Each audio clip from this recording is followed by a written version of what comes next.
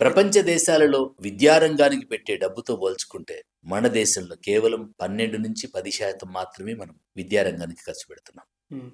40-50% విద్యారంగానికి కనుక ఖర్చు పెట్టగలిగితే ఏ దేశానికైనా సంపద ఏంటంటే టెక్నాలజీ అనుకుంటారు. కాదు, మానవ వనరులే నిజమైన సంపద. కరెక్ట్.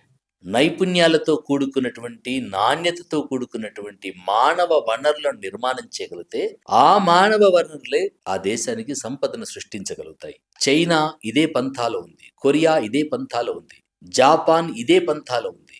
మనం టెక్నాలజీ విషయంలో ప్రపంచ దేశాలలో ఉన్న టెక్నాలజీ తెచ్చుకుంటాం, కానీ ప్రపంచ దేశాల్లో ఉన్నటువంటి విద్యా వ్యవస్థను ఎందుకు తెచ్చుకోము? అవును. ప్రపంచ దేశాల్లో ఉన్నటువంటి నాణ్యతా ప్రమాణాలను మనం ఎందుకు అడాప్ట్ చేసుకోం? మనకున్న మూలాలను మనం కాపాడుకుంటూనే, మన సంస్కృతిని మనం కాపాడుకుంటూనే ప్రపంచ శ్రేణికి కావలసినటువంటి విద్యా వ్యవస్థను కూడా మనం నిర్మాణం చేసుకోగలిగితే ఈ బిడ్డలకు న్యాయం జరగడానికి అవకాశం ఉంటుంది. కరెక్ట్.